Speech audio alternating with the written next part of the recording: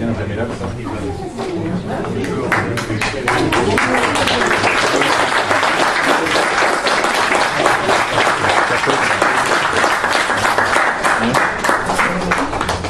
demander aux candidats de Montluçon de pouvoir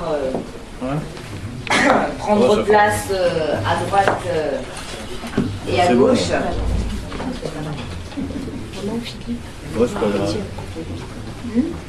C'est bon. Tout le monde est là. Donc, chers adhérents, chers sympathisants, chers amis, tout d'abord, je voudrais rappeler qu'au vu de la tragédie donc, qui s'est produite ces derniers jours, nous avons tous une pensée particulière pour toutes les victimes de Charlie Hebdo et des policiers assassinés lâchement, plus voilà, la tragédie qui s'est rajoutée derrière avec l'hypercachère. Oui, chers amis, comme l'a dit notre présidente Marine, c'est une déclaration de guerre qu'il ne faut pas prendre à la légère. Aujourd'hui, plus que jamais, il faut rester vigilant et combattre cet ennemi qui veut nous priver de notre liberté. Non seulement le combattre, mais aussi il faut dès aujourd'hui rentrer en résistance contre ceux qui veulent nous museler et qui veulent museler la France. Pardon.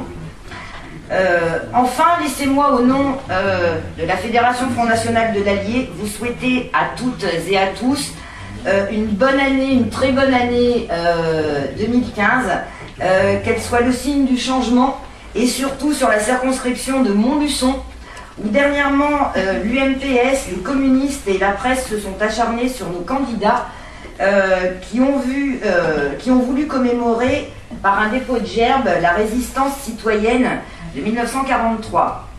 Je cite la montagne de Montluçon.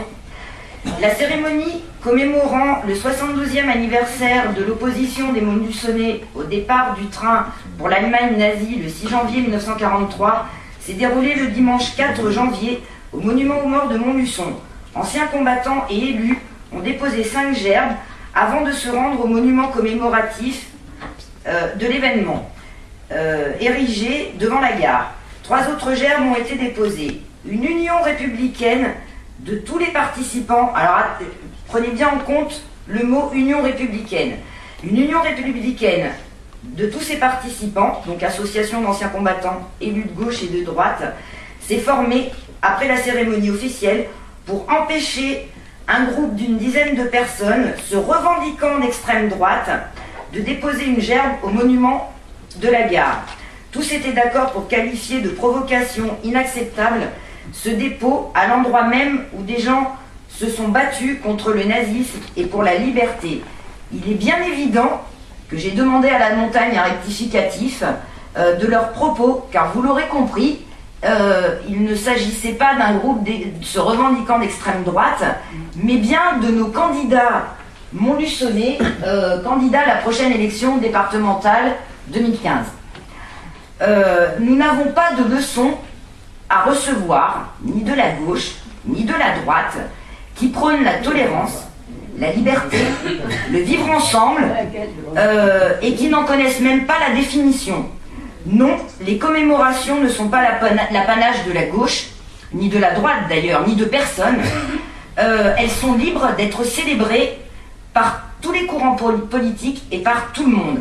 Oui, au Front National, nous avons aussi des grands-pères, des oncles, qui sont morts pour la France. Et oui, au Front National, nous avons le droit de leur faire aussi honneur et de leur rendre hommage. Les fascistes de demain s'appelleront eux-mêmes antifascistes. Vive le Front National, vive Marine, vive la France.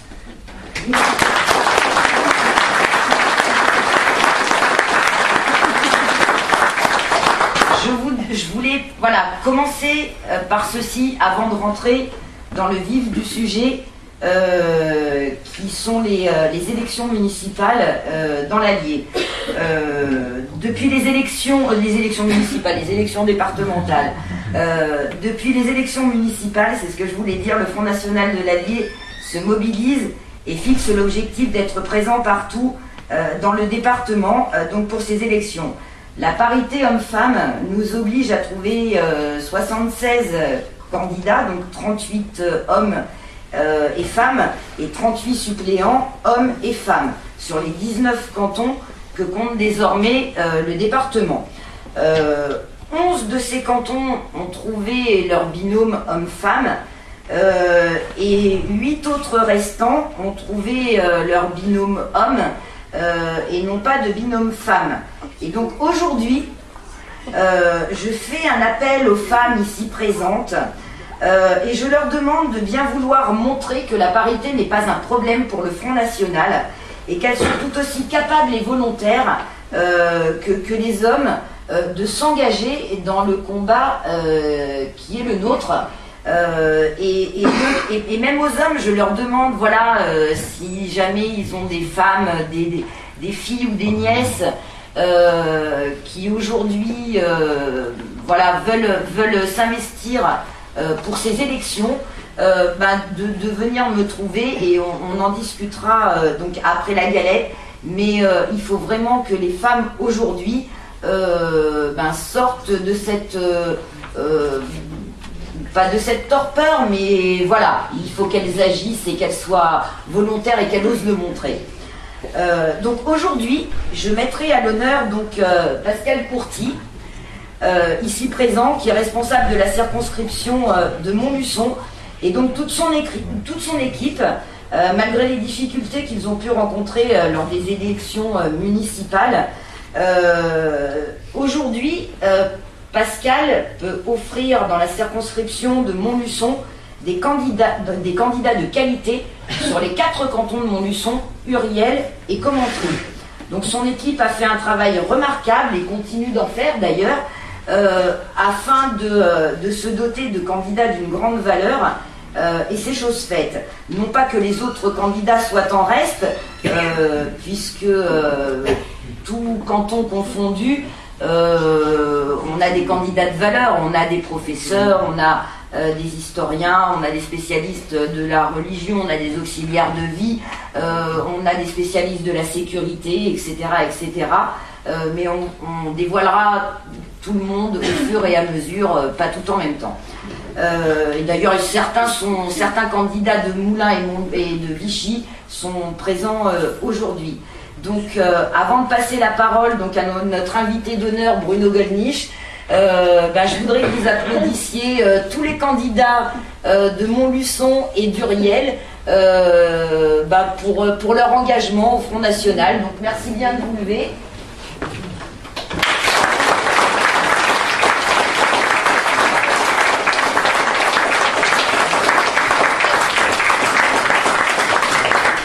Donc vous avez Pascal Courty, vous avez Franck Picard. Alors je connais pas tous les noms et prénoms, vous m'excuserez. Marie-Hélène Laplaquette. Voilà, Marie-Hélène Laplaquette. Valérie Dedé. Valérie Dedé, donc Valérie Dedé qui est candidate avec Pascal. Moi avec Monsieur Delplanque. Voilà, vous auriez dû vous mettre avec Monsieur Delplanque. Vous avez Jonathan Serre, vous avez Jonathan Marolles. Benalla Ali, voilà, des fois j'inverse, je m'excuse Ali, mais Ali c'est plus simple pour moi. Et Aurélie, Lauriane, Sorabella, voilà.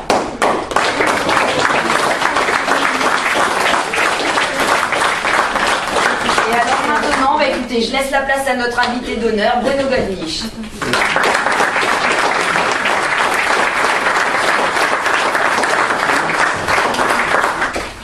Merci beaucoup Claudine. Merci mesdames, messieurs de vous être déplacés à Montluçon, sauf pour ceux évidemment qui habitent le secteur. Mais je voudrais commencer par vous présenter tous mes vœux pour cette année nouvelle, pour vous, pour vous-même, pour vos familles, parce qu'on oublie beaucoup la famille qui est quand même la condition de la perpétuation de notre peuple, de notre espèce, de notre civilisation, de notre culture, et aussi pour notre entreprise commune, le Front National, le Rassemblement Bleu Marine, que le mouvement national, d'une façon générale, qui est, je crois, grâce à vous, grâce à votre courage, parce que vous êtes le petit noyau de la résistance nationale dans ce département de l'Allier, qui fut jadis un fief du communisme et que, comme il a été dit excellemment, qu'il convient d'extirper de cette gang, de ce gang, peut-être dire les deux, hein, au singulier, au masculin ou au féminin, eh bien, vous êtes le noyau de la résistance française. Et à l'heure où je vous parle, il y a des quantités de réunions de ce type. Et je puis vous dire, le monde entier a les yeux fixés pour vous, parce que vous ne savez pas.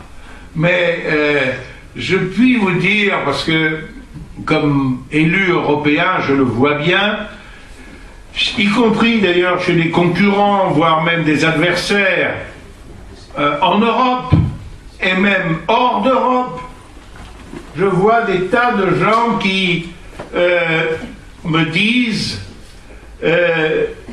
ah, mais quand même, le Front National, c'est quelque chose. Et quand ils ont un peu de sympathie pour nous, je vois des Espagnols, des Portugais, des Africains, des Asiatiques, des Américains du Nord et du Sud, qui me disent « Mais quel dommage que nous n'ayons pas eu chez nous un fédérateur comme Jean-Marie Le Pen ou aujourd'hui comme Marine Le Pen, parce que nous sommes admiratifs du Front National. Parce que ces gens-là, mieux qu'un certain nombre de Français boboisés, lobotomisés par la propagande de gauche, par Libération, par l'éducation anti-nationale, ces gens-là ont compris qu'en défendant notre culture et notre identité, implicitement, nous défendions aussi la leur.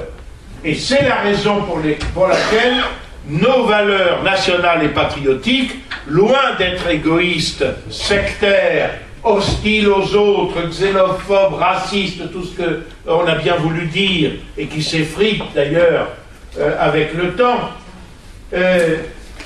beaucoup d'étrangers ont compris qu'en défendant notre identité, nous défendions la leur, que nos valeurs nationales étaient en fait des valeurs universelles face aux agressions que subissent nos identités nationales, familiales, spirituelles, venant d'un peu partout, à la fois généralement d'un matérialisme abject qui prétend être conforme aux droits de l'homme. Il ne faut même plus dire d'ailleurs des droits de l'homme. À l'Europe, on ne dit plus les droits de l'homme, on dit les droits humains. Parce que les droits de l'homme, c'est macho. Bon, comme si les femmes n'étaient pas des hommes comme les autres. Non, mais c'est authentique. Hein. On peut dire, si vous demandez la parole à un président de commission ou à une vice-présidente de l'Assemblée en séance, il faut, au début on disait Mr. Chairman, hein, si c'était un homme, bon, mais on ne peut plus dire Chairman maintenant, parce que dans Chairman il y a Man. Alors si c'est une dame, il faut dire maintenant Mr. Chair ou Mrs. Chair, Madame Fauteuil, voilà, c'est l'aboutissement du féminisme. Bon, passons là-dessus. Et donc, notre petite réunion, on peut dire ça comme ça, notre réunion conviviale, sympathique, amicale, elle est un élément de ce qui se passe un peu partout en France et sur lequel le monde a les yeux fixés. J'étais tout à l'heure au téléphone avec la radio irlandaise, demain matin c'est la BBC, etc. Ces gens-là font attention à ce qui se passe en France. Il faut dire que les événements nous y aident un peu quand même. Mais ces événements, nous avons quand même une autorité particulière pour en parler, puisque c'est ce que nous avions prédit depuis 40 ans. Et parce que nous l'avions prédit, prévu, anticipé, parce que nous avons essayé d'en prévenir nos compatriotes, nous avons été vilipendés, persécutés judiciairement.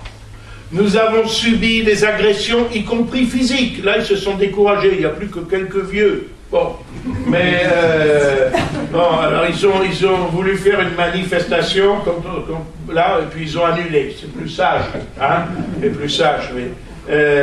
Eh bien, et les anciens connaissent, et les anciens ont connu cela à l'époque des persécutions, et quelquefois même plus grave, parce que des militants nationaux ont parfois payé de leur liberté, de leur vie, de leurs biens, de leur situation personnelle, professionnelle, de leur réputation, leur engagement. Et il ne faut pas que nous l'oublions. Je voudrais rendre un hommage particulier à ceux qui ont précédé Claudine dans la lourde responsabilité qu'elle exerce de ce secrétariat départemental du Front National, et notamment à Madame de Salvert et à Monsieur de Condé, ici présents, de la même façon que, puisqu'ils sont venus en voisin, et ça me touche énormément, à Madame de la Chapelle, qui pendant si longtemps, de façon si courageuse aussi, elle également a exercé la responsabilité de secrétaire départemental de la Creuse, fonction qui est aujourd'hui exercée par Martial. Je ne sais pas où est Martial. Voilà.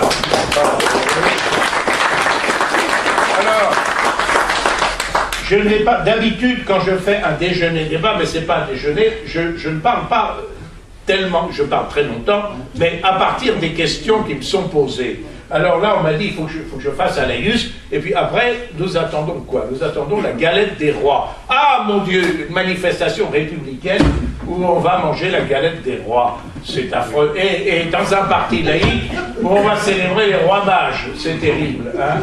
Bon, la République est en danger, mes bons amis, mais moi j'aime beaucoup cette galette à base de frangipane, etc., qui célèbre quoi? Qui célèbre l'universalité du message spirituel, justement, du message chrétien, en l'occurrence. Hein? J'ai un petit-fils, même un petit-fils qui a 4 mois, c'est le 4e des enfants de mon fils qui est officier de marine, qui s'appelle Melchior. Alors j'ai trouvé ça un peu bizarre. Je trouve que s'appeler Golnisch c'est déjà assez lourd.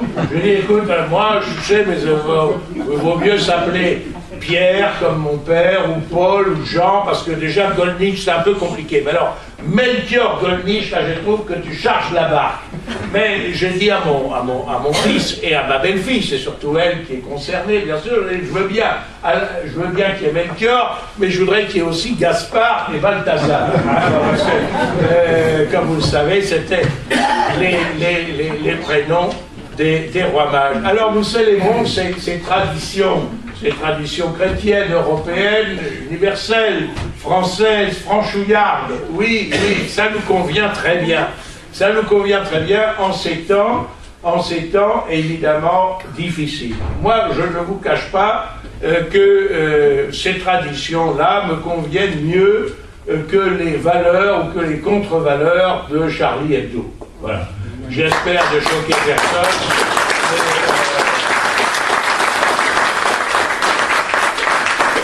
Je suis obligé quand même d'évoquer l'actualité, alors que les choses soient claires. Je retrouve, évidemment, nous retrouvons l'assassinat comme moyen de résoudre les querelles humaines. Seraient-elles les plus justifiées, et même celles qui touchent au sacré? Ce qui s'est passé est évidemment abominable. Abominable. Et je dirais d'autant plus que il y a eu beaucoup de victimes innocentes, mais je considère que toutes les victimes sont innocentes, parce que personne ne méritait de subir un sort aussi affreux. Et il est bien évident que cette barbarie doit nous alerter. Pour autant, je me méfie, je ne vous le cache pas, c'est instinctif. Peut-être certains d'entre vous, légitimement, réagissent différemment. Mais moi, je me méfie des unanimismes qui nous sont imposés, comme ça, du jour au lendemain. Je dois dire que quand je vois sur toutes les chaînes de télévision, de radio, etc., je suis Charlie. Bon, non, moi je ne suis pas Charlie. Je condamne les assassins de l'équipe de rédaction de Charlie Hebdo, mais je ne fais pas pour autant mienne les valeurs qui ont été défendues par ce journal qui se faisait un devoir de ridiculiser tout ce qu'il y avait de plus sacré. Ce n'est pas faire injure à la mémoire des morts que de dire d'ailleurs qu'ils n'avaient pas besoin, comme l'ont dit un certain nombre de leurs amis, du grand bourdon de Notre-Dame, puisqu'ils étaient athées militants. Alors au moins, respectons leur volonté. Alors on me dira, mais vous ne respectez pas la mémoire des morts. Si, je respecte la mémoire des morts, et je prierai pour eux demain à l'église, mais surtout aussi pour les policiers, dont l'un s'appelait Franck et l'autre Ahmed. Voilà. Et qui sont morts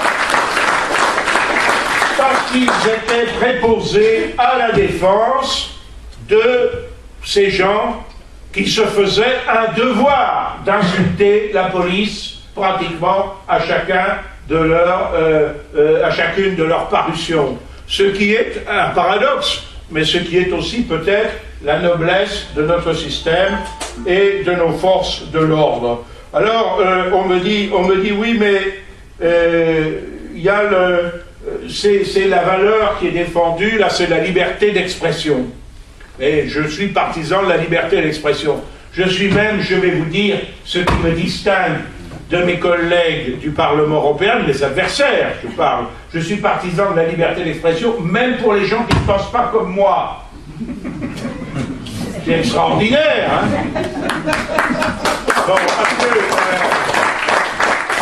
parce que la défense de la liberté d'expression dont on nous rebat les oreilles, je pense qu'un certain nombre, n'est-ce pas mon cher Louis, nous avons ça quand même en mémoire, quand nous étions persécutés, poursuivis judiciairement pour avoir essayé d'attirer l'attention sur les dangers d'une immigration massive de la part de personnes dont on n'était pas sûr qu'elles soient, contrairement à d'autres, contrairement à Ali, à Bonica, je ne sais qui d'autre,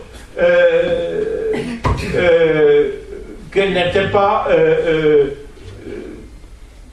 fidèles à nos lois, nos mœurs, nos coutumes, et décidées à les respecter. Bien, pour avoir simplement dit que cette situation était périlleuse, nous nous sommes retrouvés sur les bancs d'un correctionnel, nous avons été persécutés judiciairement, professionnellement, nous ne pouvions pas tenir une seule réunion publique sans qu'elle soit physiquement agressée par ces gens-là. Et moi, je suis désolé parce que j'ai un peu de mémoire. C'est ça le problème des cheveux blancs. C'est qu'avant d'être gagné par l'Alzheimer, on a acquis quand même une certaine expérience. Bon. Et moi, je me souviens que M. Valls, l'ancien directeur de Charlie Hebdo, M. Valls, qui aujourd'hui est décédé, ainsi que Cabu, sont allés solennellement, ces grands anarchistes. Ils sont allés où? Ils sont allés au ministère de l'Intérieur. Au ministère de l'Intérieur pour porter une pétition de 175 000 signataires dont leur journal avait pris l'initiative, demandant l'interdiction du Front National. Alors quand on en fait aujourd'hui les martyrs de la liberté d'expression, moi je veux bien, mais enfin je trouve que ça suppose beaucoup d'indulgence ou une vision assez, malgré tout, unilatérale.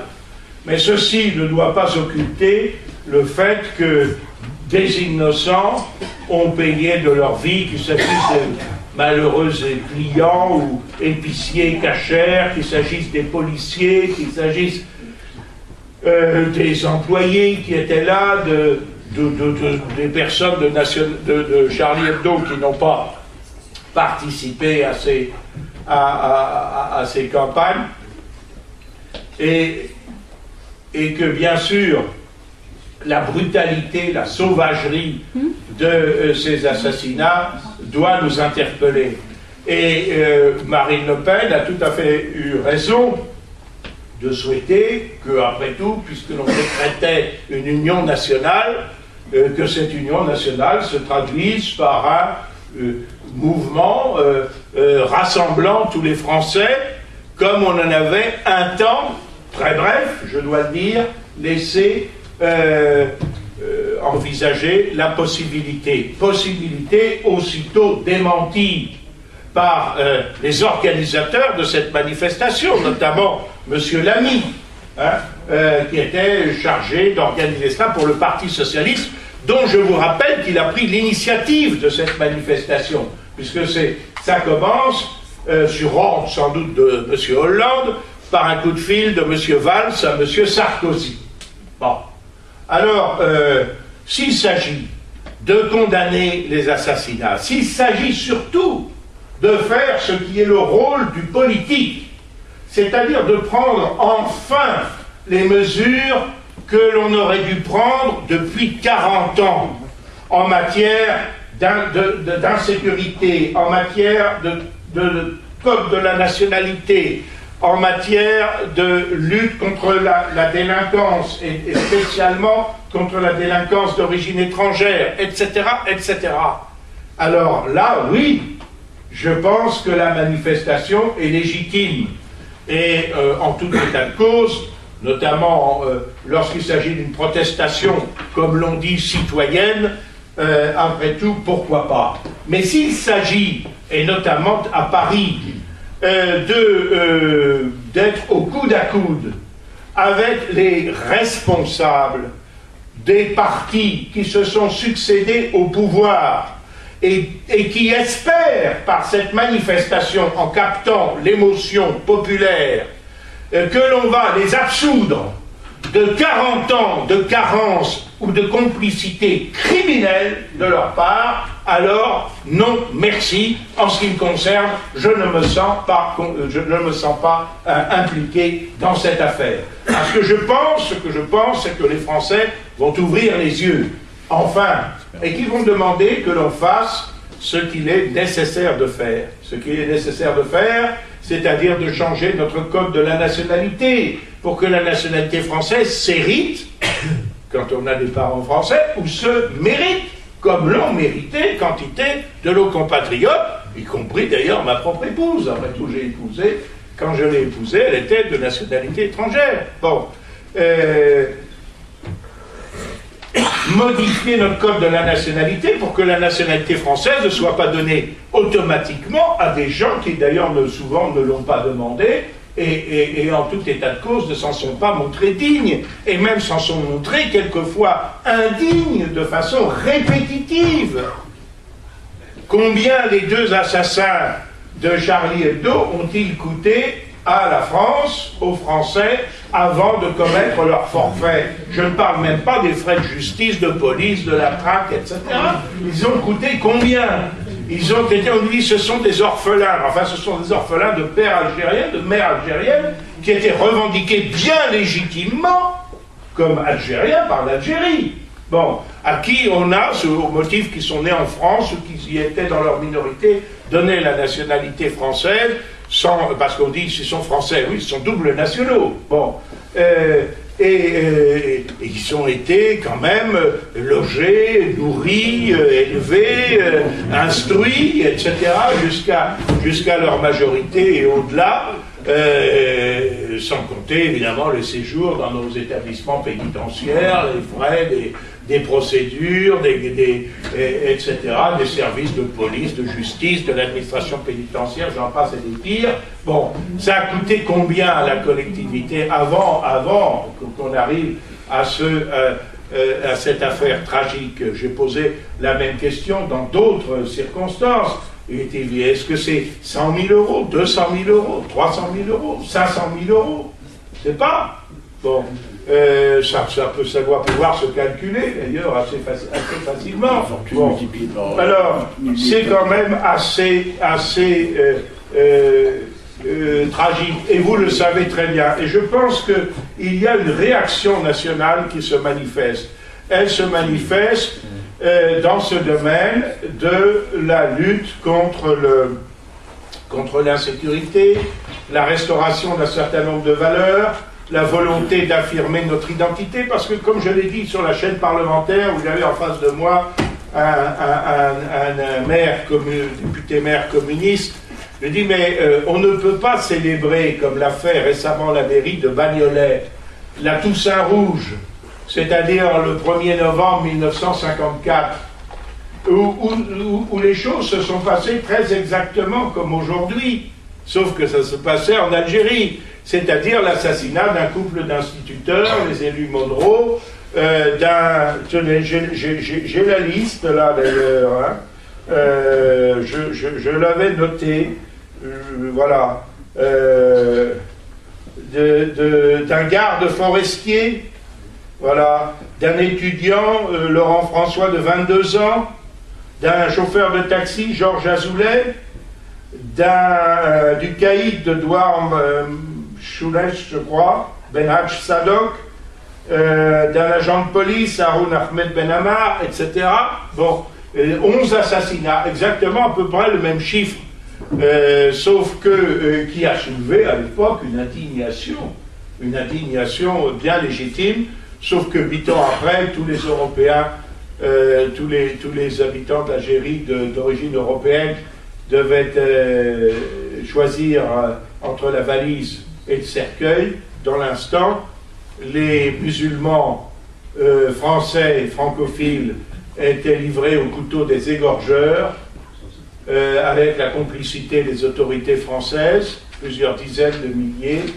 Ce sont des choses que l'on a un peu oubliées, non seulement, mais si on les avait oubliées, il y aurait, si j'ose dire, que moindre mal, mais dans un certain nombre d'endroits, notamment, comme je l'ai cité, la municipalité de Bagnolet, on célèbre cet événement en présence du conseil municipal, etc. Bon, alors comment peut-on célébrer ça d'un côté et condamner les événements que nous vivons d'aujourd'hui? C'est l'incohérence totale, l'incohérence de ceux qui nous dirigent et qui prétendent s'ériger en censeurs du Front National. Le Front National n'a pas voix au chapitre parce que le Front National n'est pas républicain. Alors moi je ne vous cache pas, d'ailleurs toutes les fois qu'on me dit ça, dans les assemblées, on me le dit de moins en moins d'ailleurs, parce que quand ils me cherchent, ils me trouvent, je leur dis, mais mes chers collègues, vous me connaissez, je suis un modéré, donc je suis modérément républicain, modérément cela, mais je ne vois pas ce qui vous permet de dire le contraire. Mais enfin, c'est quand même extraordinaire. J'entendais hier, juste avant Florian Philippot, je crois sur les ondes de RTL, un freluquet parmi les innombrables porte-paroles du PS. Il y en a déjà un qui est, je crois, libano-brésilien, avec lequel je me suis coltiné, qui s'appelait Riam Sipel. Bah, pareil, bon, qui crache dans la soupe, alors que, voilà, il a été admis dans la communauté nationale, on en a fait un élu régional, un assistant parlementaire, un député, il n'a rien fait d'autre dans la vie, hein, que d'être un apparatchik socialiste. Bon, il n'a pas de métier, rien du tout, pas de problème. Et ensuite il vient traiter tous les autres de racistes. Il fait un procès d'ailleurs parce que j'ai dit que cela c'était comme le cousin, c'était comme l'ami un peu paumé qu'on invite quand même à la réunion de famille pour qu'il reste pas seul à Noël ou au jour de l'an, et puis qu'il commence à cracher dans la soupe et à trouver que votre beau-frère ou votre cousin etc. ne lui conviennent pas. Non merci. Bon. Eh bien, alors là, c'était un certain Da Silva, pas de problème, bon, qui disait que quand même, il fallait que le Front National signe une déclaration. Non mais je rêve. Ces gens-là qui nous ont mis dans la situation où nous sommes, qui ont ouvert les frontières de la France, sur le plan politique, sur le plan humain, qui ont abdiqué notre souveraineté, etc., et qui prétendent s'ériger en censeurs des patriotes honnêtes et déterminés que nous sommes. Et quand je dis qu'ils ont ouvert les frontières de la France, c'est pas seulement sur le plan humain, mais aussi sur le plan économique. C'est cette concurrence effrénée par la disparition de toutes nos protections, de nos droits de douane, de nos droits de contrôle, de nos normes, de nos règles, dont nous avons surchargé nos économies en même temps qu'on ouvrait l'économie française à la concurrence de pays qui n'ont ni normes, ni règles, ni charges, ni quoi que ce soit, et on s'étonne après coup que l'industrie française disparaisse et que cet endroit même qui a été le siège des plus importantes métallurgies de France, eh bien servent aujourd'hui, il va sur fonds publics, évidemment, des spectacles ou des réunions, très bien, mais enfin, qui ne sont pas par elles-mêmes productives ou productrices. Ce que je voulais dire, il y a une réaction qui se fait jour dans l'opinion. Et c'est en cela, malgré tout, que les manifestations, que je brocardais un peu, parce que, encore une fois, cet unanimisme imposé par les médias me gêne. C'est en cela que ces manifestations, ou qu'au moins ces rassemblements, plus exactement, ont quelque chose de positif.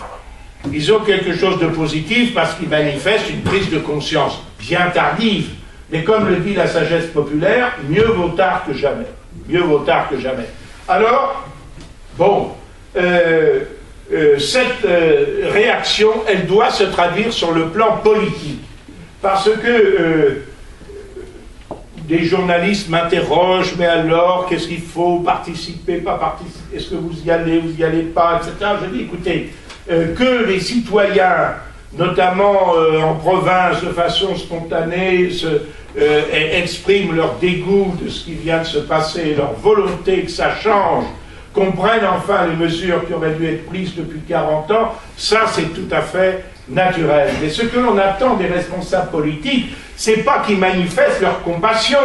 Excusez-moi, je vais être brutal, c'est pas qu'on passe la serpillière pour éponger le sang sur les marches de l'escalier de National Hebdo. Ce qu'on attend des responsables politiques, c'est qu'ils fassent ce pourquoi ils sont payés, et d'ailleurs plutôt bien payés, c'est-à-dire qu'ils prennent les décisions qui sont nécessaires et qu'ils n'ont pas voulu prendre.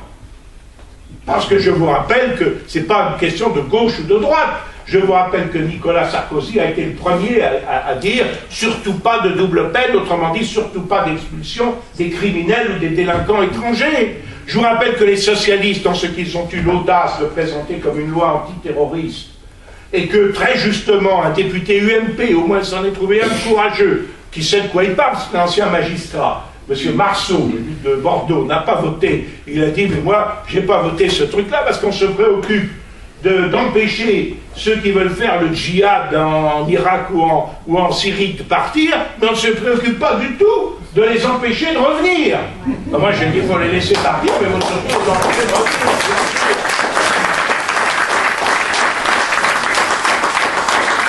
Aussi, d'ailleurs, à la limite, pour mettre Klarsfeld, s'il préfère faire son service chez Tsahal, c'est tout à fait respectable. Enfin, c'est un choix qu'il peut faire et qui ne lui donne pas de magistère particulier ensuite pour venir dire qui en France est raciste ou qui ne l'est pas. Voilà ce que je voulais vous dire. Alors, cette réaction populaire, c'est à vous qu'il appartient de la traduire concrètement et de la traduire sur le plan précisément politique. Ces élections cantonales peuvent être une très grande chance. L'institution départementale, jusqu'à présent, nous était totalement fermée. Pourquoi? Parce que le mode de scrutin majoritaire à 2 tours, c'est celui qui nous est le plus défavorable. Et je me souviens que même quand Le Pen était au 2e tour, nous étions déjà, parce que certains l'ont oublié, nous n'avons pas attendu il y a quelques années pour être une grande formation politique. Nous avons tracé notre chemin. Je suis heureux que Marine Le Pen, en quelque sorte, transforme l'essai, et j'espère, vers des succès encore plus importants. Mais même quand nous étions représentés de façon importante au 2e tour de l'élection présidentielle, dans les conseils régionaux, voire dans les conseils municipaux, nous n'avions pratiquement aucun élu dans les départements, à cause du mode de scrutin. Mode de scrutin qui est fait le pire, 2 tours, uninominal de circonscription, même quand on faisait 30%, 40%, ils se liguaient tous contre nous au 2e tour, voilà. Et on pouvait compter nos conseillers régionaux sur les doigts d'une main. Je me souviens que Marie-France Stirbois avait été élue à Dreux. Je crois que nous avions aussi un élu à Salon de Provence. Eliane de la Brosse. Eliane de la Brosse à Toulon. Enfin, mais c'était, voilà, sur les doigts d'une main, sur les doigts d'une main. Là, je crois que les choses peuvent changer. Les choses peuvent changer, sérieusement, sérieusement. Mais parce que, et on le voit bien ici, la gauche est divisée. Alors ils vont se rabibocher, et, parce que sinon ils disparaissent complètement. En plus, ces imbéciles, ils ont modifié le mode de scrutin, ils se sont tirés une balle dans le pied, comme toujours d'ailleurs dans ces cas-là. Autrefois, il suffisait de 10% des suffrages exprimés pour se maintenir. Ils ont mis la barre à 12,5% des inscrits. Bon, c'est-à-dire 25% pratiquement des votants. Enfin, ça, je peux vous dire que ça va assurer l'élimination d'un paquet de socialistes dès le premier tour.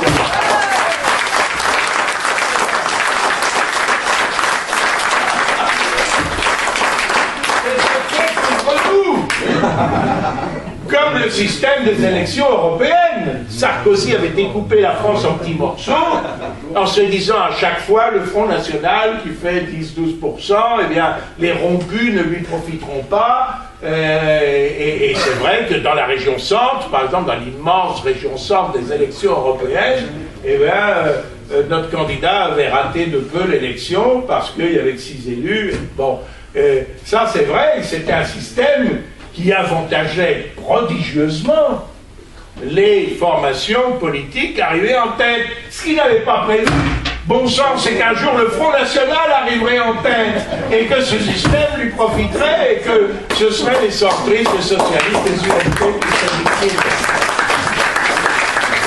Alors, je peux vous dire que quand même au Parlement européen, quand on passe de 3 à 23, ça fait une grosse différence. Hein, bon, sans compter nos amis d'autres nationalités avec lesquels nous n'avons pas encore pu faire de groupe parce que nous avons l'effectif suffisant en députés, mais nous n'avons pas le nombre de nationalités suffisant. Nous avons des Italiens, nous avons des Flamands, nous avons des Autrichiens, nous avons des Néerlandais, mais il nous faudrait encore quelques nationalités de plus. Ça viendra peut-être d'ailleurs en cours de mandat, je ne sais pas, je l'espère.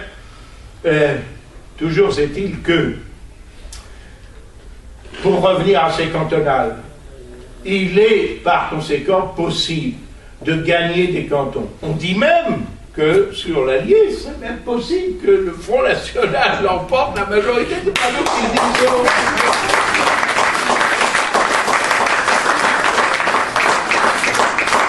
N'applaudissez pas trop vite, ce ne sera pas un cadeau, hein, dans le cadre d'un département. Bon.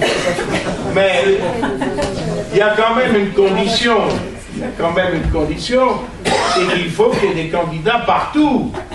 Et des candidats quand même qui sachent parler, qui s'instruisent. Alors, quelquefois on hésite à être candidat en disant je ne sais pas parler en public. Ça s'apprend. Je peux vous dire que Jacques Chirac, je n'ai jamais vu faire autre chose que de lire les textes, de lui préparer des collaborations. Il faisait les liaisons avant. Hein, bon. Il a quand même eu une certaine carrière politique. Il était président de la République. Bon, longue durée. Voilà, bon. Longue durée. Bon. On me dit je ne connais pas le droit. Bon, je peux vous dire, j'en ai fait beaucoup, je l'ai pratiqué, je l'ai enseigné.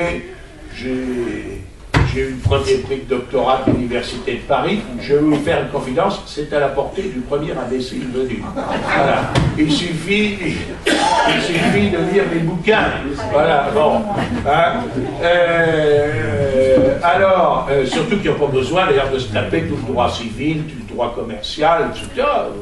Un petit peu de droit constitutionnel actuel, hein, et puis de droit administratif, et puis voilà, on est tout à fait armé pour exercer un mandat. Mais vous avez quelque chose que les autres n'ont pas, ou qu'ils ont moins. Vous avez la force de vos convictions, vous avez votre fond de patriotique, vous avez l'amour de votre pays, vous avez le courage d'affronter les difficultés, et ceux qu'ils n'ont plus parce qu'ils sont englués dans leur notabilisme. Hein, la faculté de résister aux pressions extérieures et de dire les choses telles qu'elles sont. Et ça, ce sont des atouts considérables. Vous ne pouvez pas vous imaginer à quel point ça fait peur. quand il y a des gens qui osent dire ce qu'ils pensent. D'ailleurs, moi je veux dire, cette affaire de Charlie Hebdo, on m'a dit, les journalistes m'ont appelé, m'ont dit, mais vous l'avez apprise dans quelles conditions?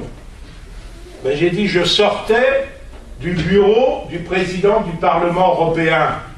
Ah bon? Et qu'est-ce que vous faisiez là? Ben, dit, mais Monsieur Schulz m'avait convoqué pour me punir. J'étais convoqué dans le bureau du Dirlo pour avoir une fessée au martinet au videur de colle. Et c'est authentique, hein, je vous jure, hein, que j'ai plus cher. Il m'a reçu avec les conseillers juridiques et tout dans le cadre de l'article 166, procédure disciplinaire contre un député. Et pourquoi? Parce qu'il y a eu une saloperie qui a été achetée à grands frais par ce Parlement, qui est une espèce de toile hideuse, qui caricature le Christ en croix, de travers, avec la Vierge toute nue à côté. Voilà, un truc dégueulasse. Alors, qui est exposé dans le couloir qui mène à l'hémicycle. C'est la politique culturelle du Parlement européen. Alors, il y a quand même un certain nombre de collègues polonais, italiens qui ont protesté, un Italien qui a décroché le truc, etc. Moi, j'ai écrit à côté sur l'étiquette, je ne me suis pas caché, hein, c'est de la merde. Et vous savez, ça pose un problème.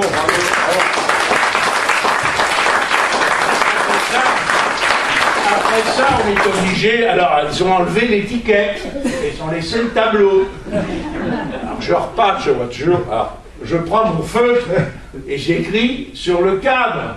Le cadre. C'est de la merde. Et là, ils ont enlevé le tableau. Alors, mais il y avait des vigiles et tout, il y a un rapport au Dirlo. Ils me convoquent. J'ai dit, Monsieur le Président, vous me convoquez dans le cadre de l'article 166 du règlement pour me supprimer mes indemnités, que sais-je, etc. Je dis, je récuse absolument. L'article 166, c'est pour les députés qui perturbent gravement, je dis, gravement les séances du Parlement. Monsieur le Président, je perturbe régulièrement les séances du Parlement, mais je ne les ai perturbées gravement qu'une seule fois sous votre prédécesseur, Monsieur Baron Crespo. C'est vrai que j'avais empêché les débats de se poursuivre. C'est une autre affaire que je vous raconterai. J'ai dit, mais là, je n'ai pas perturbé les travaux du Parlement. C'est une toile qui est exposée en dehors. Elle me dit, oui, mais vous avez écrit sur le tableau... d'insiste, vous auriez, d'après certains rapports, peut-être écrit d'insiste. J'ai dit oui, j'ai écrit que c'est de la merde. Parce que c'est de la merde, Monsieur le Président. Et je peux vous dire une chose, c'est que si ce tableau concernait une autre religion que le christianisme, il ne tiendrait pas un quart d'heure. Oui, oui, mon gars.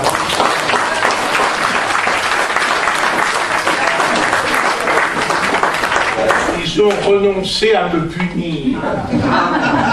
Ils ont bien fait, à mon avis. Mais en sortant de cet entretien, c'est là que j'apprends l'histoire de Charlie Hebdo, qui illustrait de façon tragique, si j'ose dire, ce que je venais de dire au président du Parlement européen, M. Martin Schulz, lui-même. Voilà.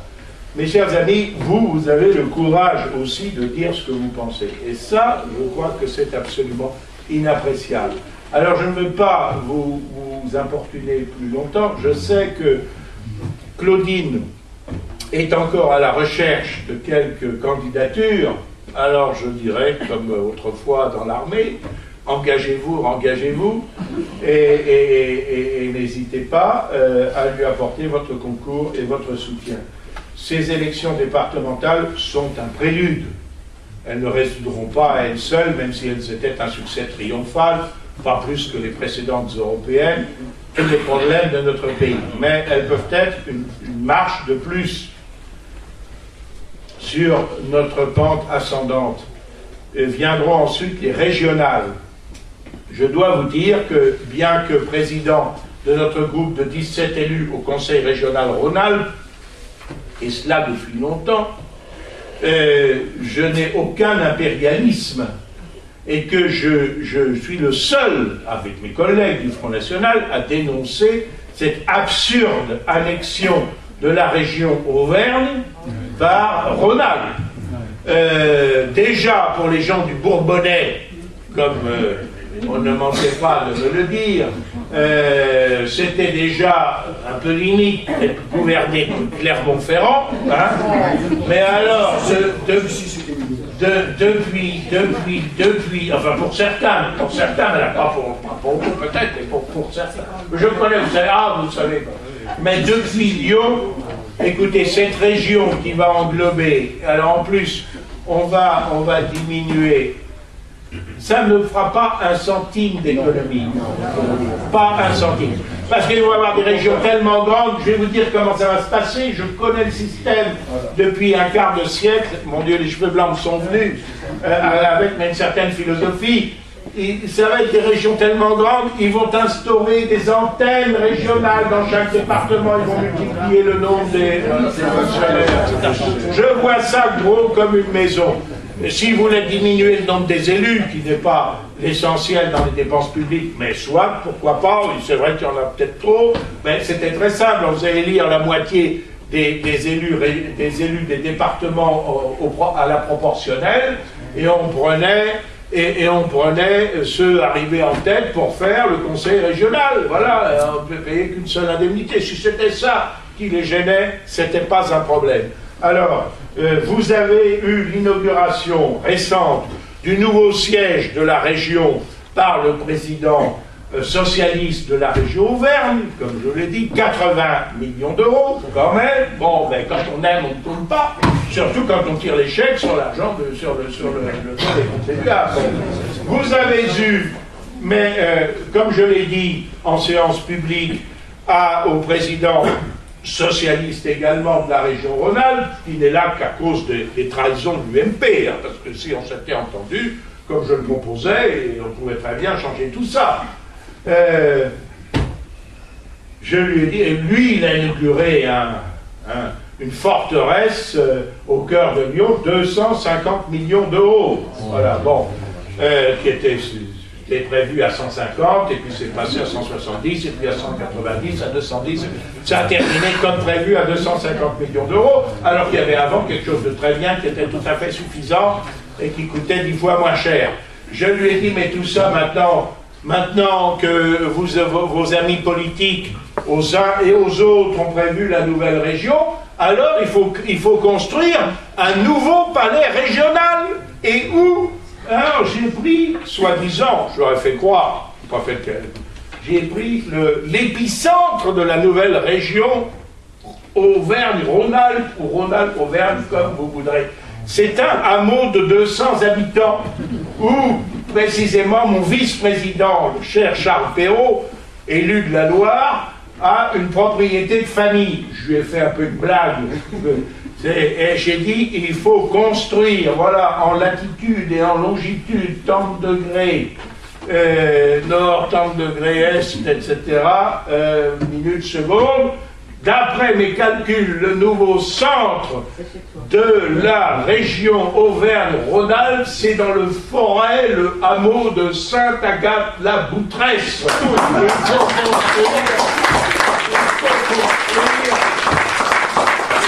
Il faut raser ce que vous avez fait et construire à Sainte-Agathe-la-Boutresse. Mais ce que j'ai dit était volontairement ridicule et grotesque, enfin ironique. Mais s'ils ne le font pas, qu'est-ce qu'ils ont prévu de faire? Comme ce que nous faisons, nous, à l'Europe, les migrations entre Strasbourg et Bruxelles, là, ça va être entre Clermont-Ferrand et Lyon, avec les déplacements de fonctionnaires. Quand les fonctionnaires de Lyon vont arriver à Clermont, ils iront à l'hôtel, et vice-versa. Je vous fiche mon billet que cette réforme absurde va coûter un maximum. C'est typiquement socialiste. Eh bien, c'est contre tout cela que nous allons lutter. Vous allez faire un grand et beau résultat au cantonal dans toute la France, sauf que maintenant, il faut, pour un canton, avant il suffisait d'un candidat, ou d'une candidate, hein, nous ne sommes pas contre les candidates, au contraire. Mais maintenant, il faut un candidat, une candidate, un suppléant une suppléante. Voilà, c'est-à-dire il faut 4 personnes par canton. C'est typiquement socialo, ça. Ils ont divisé le nombre de cantons par 2 pour faire des économies, et puis ils ont multiplié le nombre d'élus par 2. Voilà, je ne sais pas où est ce sera l'économie. Il y a la parité partout en France, sauf dans le mariage. Vous avez remarqué, hein? Bon.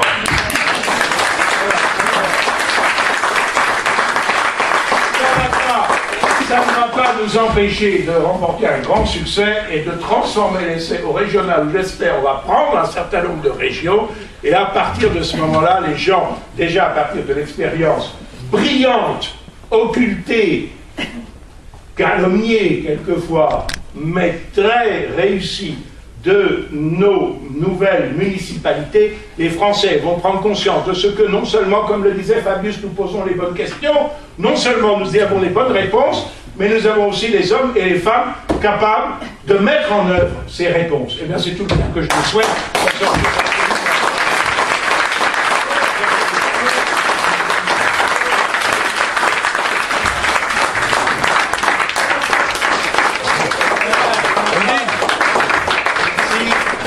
Alors, à votre disposition, il y a une petite plaquette qui est consacrée à un sujet absolument passionnant. C'est Bruno Gollnisch, sa vie, son œuvre, pratiquement. Hein, bon. C'est une plaquette que j'ai subventionnée parce qu'elle disait du bien de moi. Si j'attends que les adversaires en disent, bon, pour ceux qui ne l'avaient pas, donc servez-vous. Et puis maintenant, nous allons... Alors, juste avant de passer dans la salle à côté pour la galette des rois, Martial Môme, secrétaire de la départementale de la Creuse, voudrait vous informer de quelque chose. Voilà, je vais être très court. Je vais être très court. On a eu le plaisir, déjà je remercie Claudine et Pascal de m'avoir invité dans mon ancien fief de l'Allier, puisque je suis à la tête de la Creuse depuis maintenant 3 ans, bientôt 4 ans. Mais j'ai été pendant une vingtaine d'années militant dans l'Allier. Je suis originaire de la région de Montluçon. Donc dans 15 jours, j'aurai la joie de recevoir le collègue de Bruno au Parlement européen, Bernard Monod, qui se trouve notre élu régional, puisqu'on est dans la même région, le Limousin et l'Auvergne en Europe, mais on ne sera pas dans les nouvelles régions, parce que nous c'est encore pire, on va être attaché à Bordeaux. La Creuse sera attachée à Bordeaux. Alors déjà avec Limoges, on était à la dernière roue du carrosse, alors avec Bordeaux, on ne sera même pas la route. Donc dans 15 jours, samedi 24, nous accueillerons Bernard Monod à Boussac. Donc pour les gens de la région de Montluçon, c'est très proche. Ça sera à 15 h à la Maison des Associations à Boussac. Vous êtes tous cordialement invités à venir. Donc ça sera pareil, une galette des rois avec un petit discours avant. J'enverrai l'invitation par courriel à Claudine qui transmettra à tous les internautes. Et dans une semaine, c'est autre chose. C'est pas le Front National qui l'organise, c'est une association qui s'appelle Vigilance Halal. Parce que déjà en Creuse, l'année dernière, il y avait un projet d'abattoir halal qui, avec la mobilisation de tous, a été annulé. Là, il recommence avec autre chose, un petit village qui s'appelle Saint-Martial-le-Vieux, en Creuse, à la limite de la Corrèze. Ils appellent ça la ferme des 1000 veaux, dans le plateau des 1000 vaches. Mais ces 1000 veaux auront la double peine, puisqu'ils seront élevés de manière concentrationnaire, donc inhumaine. Alors moi, j'appelle tous les défenseurs de la cause animale à nous rejoindre. Et en plus, abattus halal, puisque c'est destiné au marché ultra-méditerranéen, par la filiale Intermarché Jean Rosé qui se fait un malin plaisir à élever des animaux pour les égorger vivants. Donc j'appelle tout le monde à venir manifester à Saint-Martial-le-Vieux samedi prochain, 17 janvier, à 15 h devant la mairie de Saint-Martial-le-Vieux. C'est pas le Front National encore une fois qui l'organise, mais je le soutiens à 100% puisque c'est contre la souffrance animale et contre l'islamisation de la France. Voilà, je vous remercie.